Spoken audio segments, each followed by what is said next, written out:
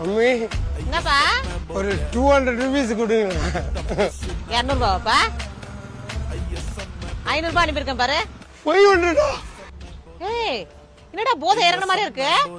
போயிட்டு நல்ல நெக்கா குடிச்சிட்டு அப்புறமா தான் நீ வரணும். Sweet mummy, thank you mummy. Enjoy பண்ற வாழ்க்கைய போடா. ஹலோ அக்கா. என்னடி சொல்லு. அக்கா என்னக்கா நீ உன் பையனுக்கு நீயே குடிக்கிறதுக்கு காசு கொடுத்துனுக்கிறியா?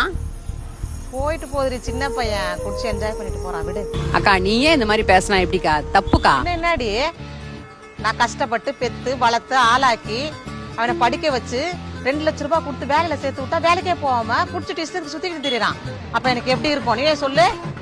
அதான் என்ன பண்ண ஏன் பாலிசிலேயே போய் அவன் பேர்ல ஒரு பாலிசியை போட்டு வச்சிருக்க. என்ன பாலிசி அது? அதான்டி இன்சூரன்ஸ் பாலிசி செத்து போனா தருவாங்கல்ல அது போட்டு வச்சிருக்கேன். ஐயோயோ அக்கா பயங்கரமான ஆளுக்கா நீ. ஆமா 8 வருஷம் ஆகி போச்சு, இன்னும் 2 வருஷம் தான். நீ செத்து போச்சுன்னு வச்சுக்க அந்த காசை வாங்கி என் பொண்ணு கல்யாணத்தை ஜாம் பண்ணிடுவேன்.